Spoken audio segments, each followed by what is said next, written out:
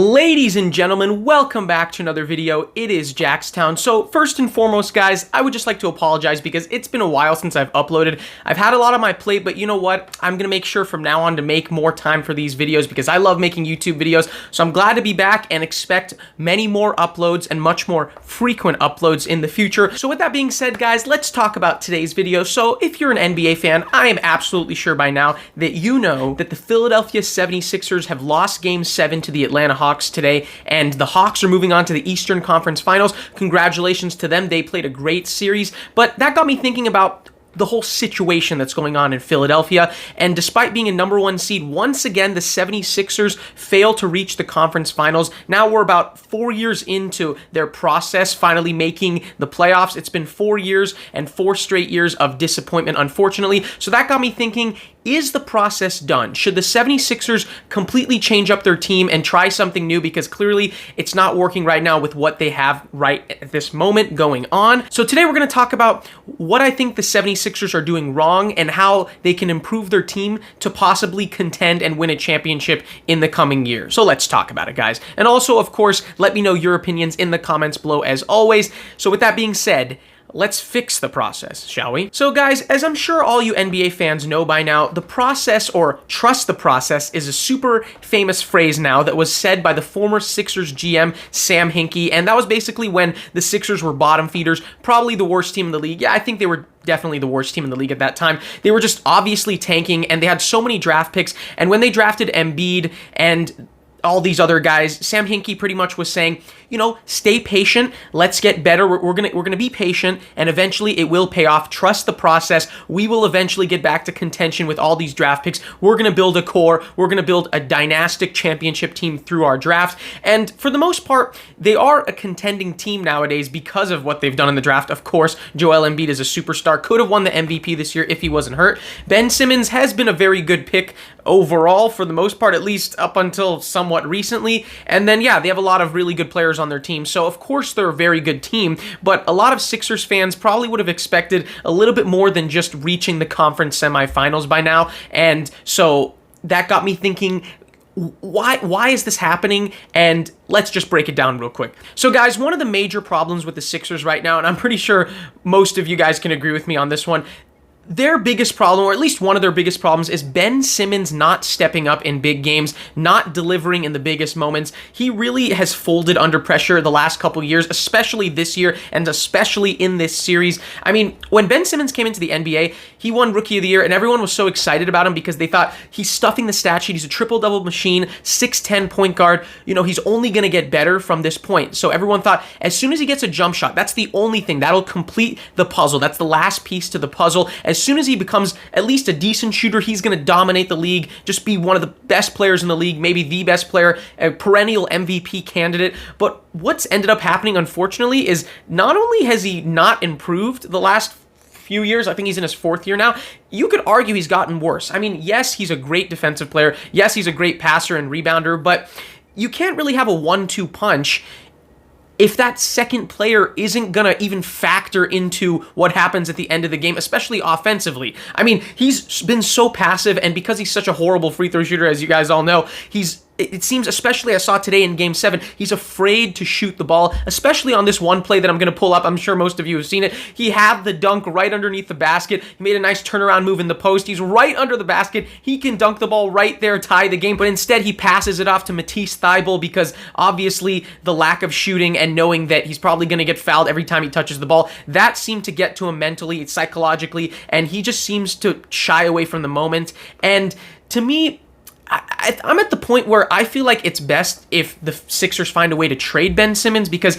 no matter what, it seems to me that he doesn't fit that well with Joel Embiid, because Embiid's not really a guy that plays off the ball. He's really a guy that you just need to feed him in the post and set some screens for him and just find him good positioning. But he's not a guy who necessarily needs great passes. It doesn't require a super high ability to pass the ball to get him the ball and let him operate. So, and then as well as that, Ben Simmons, when Embiid has been hurt, he's shined, but then when Embiid comes back, he turns into more of a passive role. So it just seems to me that even though he already has the postseason problems, which is one reason to trade him, he also just doesn't seem to fit well with Embiid. They're not a great 1-2 punch. They're not a great tandem. So for that reason, I would find a way to trade Ben Simmons, or at the very least, kind of give him some kind of ultimatum that if he doesn't improve his shooting, or just, you know, maybe give it another half year, but if he doesn't seem to get better, I would just trade him at the trade deadline if they don't get rid of him in the offseason, which I would consider trading him in the offseason. But yeah, Ben Simmons, they got to do something about that, because this has gone on for too long and it's getting ridiculous. I mean, he's frustrating to watch how little he does offensively, how much he doesn't want the ball, how passive he's been. So yeah, Ben Simmons has been a big problem for the Sixers. All right, the next big problem with the Sixers, and one thing I think they got to change, is their coach, Doc Rivers. You know, Doc Rivers does have a pretty good resume because he is a champion. He did win a championship with the Celtics all the way back in 2008, but and players love him, of course. I mean, that's one reason why he easily got a job as soon as the Clippers moved on from him, because players love him. He's a great players coach. Players love being around him, and he's a really good guy and everything. But if I'm trying to win a championship, if I'm trying to be a contending team and just go all the way and try to win the championship, I don't think Doc Rivers is the coach that I would want, because he's lost the most Game 7s out of any coach in NBA history. He's 6-9 in Game 7s. So he's played in the most Game 7s, and he's lost the most Game 7s. 6-9 in Game 7s in his career. And just overall, he's not a very good postseason coach. I mean, how many times have we seen his team fold in the biggest moments? He's blown 3-3-1 leads. On the Magic, they blew a lead, I believe, to the Hornets way back in the Tracy McGrady days. And then obviously 2015, the Clippers blew that 3-1 lead to the Rockets. And then they blew it again last year in the bubble, that epic collapse that some people think is the biggest choke in NBA history. And it's definitely a contender for that. So Doc Rivers, and this just can't be an accident if this keeps happening over and over. And we saw this year, the Sixers blowing 2 big leads both in Game 4 and Game 5. And then tonight in Game 7, losing it on their home court. And I think eventually you have to kind of point the blame a little bit towards the coach, because unlike the greatest coaches, Doc Rivers seems to fold under pressure just like his team does. What he does is contagious towards the team, I feel like. I feel like he doesn't change strategies. He kind of just sticks with the same game plan. He doesn't have a good way to stop the bleeding. And then he almost, I sometimes see it on his face, like he shows panic sometimes in these big situations.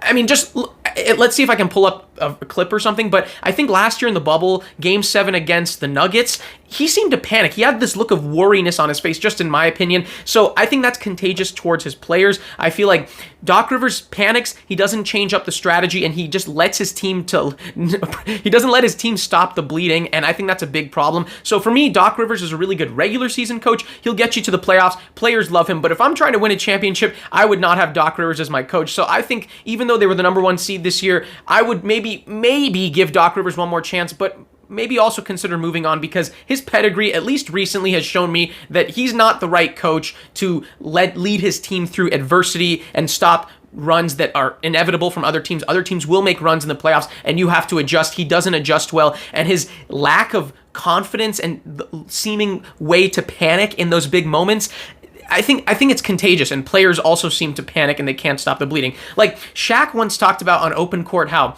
when the Lakers were down 15 points to the Blazers in Game 7 in that amazing 2000 Conference Finals game, the Game 7, like I said, Phil Jackson, he said that he called a timeout, and Phil Jackson was just calm, never panicked, and because he didn't panic, the players didn't panic, and they came back. So it's contagious what a coach does. So you can't panic in those situations, and I feel like Doc Rivers just panics, he folds under pressure, and he's not a great coach in the biggest moments, in crunch time. I don't want Doc Rivers as my coach, personally, in those moments. All right, so those are the two main problems, I think, with the process with the Sixers right now. I think they got to look into those two issues, Doc Rivers and Ben Simmons, but then smaller things, you know, not as important, but I think they still could matter. First, Tobias Harris. I think he played great today, and he's been great in the series overall. But for the most part, in the big picture, I don't think he's worth 30. He makes over 30 million. I think he makes $32 million.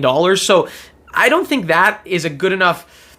I don't think he's good enough for that annual salary. He gives you around 20 points per game, but when you think over 30 million, you think like top 10 player, top 15 player, perennial all-star. I don't even think Tobias Harris has made a single all-star game. So it might be hard to trade him, but him swallowing up so much of their money is just not helping their cause right now. I think they can get a lot more value than Tobias Harris if you put in $32 million. I just don't think he's worth that price. I think he is a little overpaid. And then last but not least, okay, Joel Embiid should be the centerpiece of this team. They should not do anything to, obviously they shouldn't get rid of Embiid. He's a superstar. He's the centerpiece. He's an MVP. Looks like he's going to be an MVP candidate for years to come. But one thing I think he could do, and I noticed this towards the end of today's game especially, I don't know what his weight is listed as, but I feel like he could be a little more nimble if he dropped a few pounds. Now, I'm not saying he's out of shape or anything, but I feel like whatever he's listed at, I think to me, seeing him out there on the court, he seems to be at least like 270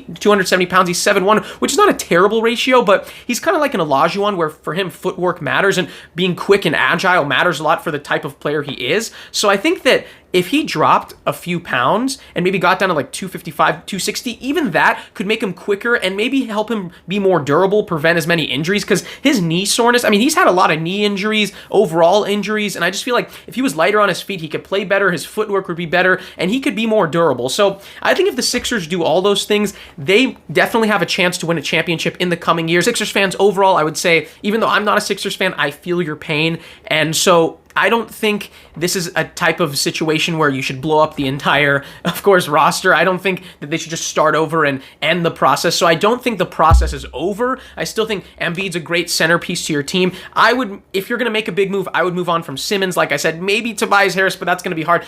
I think I would just get a perimeter player, a point guard, obviously, some kind of guard that can not only be he doesn't even have to be a great passer. I think Embiid, this team doesn't need a great passer as their point guard. I would just have a pretty good passer and a guard who can kind of create his own shot and be less passive in the big moments. Like if they could have gotten Chris Paul, that would have been amazing. But obviously, you see what the Suns are doing just by adding Chris Paul versus not having him last year. So I would potentially move on from Ben Simmons. I just think this has dragged on for too long. It's clear that Ben Simmons, he can't shoot at all. It's clear that he's not one of those people who steps up in the biggest moments. He's just not a great 1-2 punch with Embiid. I don't think Doc Rivers is a great coach in my opinion, at least not a great playoff coach. I think they should move on from him. And then yeah, I think if they do those two things, find some quick solutions, they don't need to change a ton of things. They still were just one game away from winning or getting to the Eastern Conference Finals, and they're not too far away. I know it's going to be a tough offseason. There's going to be a lot of scrutiny, and it should whenever a 1 seed loses. But the Sixers, Embiid's only 27. They got young stars. They got to just hang on, be patient, make a couple moves. I think Ben Simmons is the move to make, like I said. But I don't think we should say no longer to trust the process, because that's really built around Embiid and just the Sixers being good, and they're still very good. And I fully expect them to be contenders next year. They might have a chance to win the whole thing next year. So that's it for the Sixers. I think that's what they should do. Nothing incredibly major. I mean, I think trading Ben Simmons could be major, but in terms of keeping most of their players, they should. Seth Curry was great. I got to give him a lot of credit. He was great. And also credit to the Hawks. The Atlanta Hawks played a great game. They've been hot. At some point, I think they weren't even in the playoffs this year until like halfway through when they fired Lloyd Pierce and hired Nate McMillan, who's been a great coach for them. So credit to them as well. It's not all blame on the Sixers. Even though they were upset 5-1, there's always going to be a lot of people who say, well, the 1 seed folded, but the Hawks played great, and I give them a lot of credit as well. But yeah, for the Sixers, it's nothing crazy. Definitely a couple changes, but nothing crazy. And yeah, they shouldn't just blow up the entire roster or anything like that. I fully expect them to be contenders next year no matter what they do. But if they want to win a championship, what I think my opinion on what I said, I think those are the things they should do. Those are the steps they should take to be even better. But yeah, guys, let me know your opinions in the comments below. What do you think the Sixers should do? Should they just blow up the entire roster? What should they do about Ben Simmons? Should they keep Doc Rivers as their coach? Anything you think the Sixers can do to get better, let me know. And also, guys, I like these kind of daily recaps. I've seen a lot of YouTubers do this where they talk about what happened that day in the NBA or any sport. And because it's playoff time for the NBA, I'm thinking about doing like a daily recap of the game that happened either earlier that day or the day before. I think that'd be fun. Let me know if you guys would be into that as well. And guys, yeah, expect more frequent uploads because I'm sorry about taking so long in between uploads. I definitely want to upload more frequently, so look out for that. And make sure to subscribe if you're a big sports fan. Leave that like button if you like the video, because this channel is definitely for you if you're a sports fan, and that'll help me out a lot, and I really appreciate all your support, guys. Oh boy, I'm sweating a lot. This light is just so hot in my room, man. All right, but it's good to be back, guys, and let me know your opinions, like I said, and hope you guys have a great rest of your day, and I'll talk to you guys later.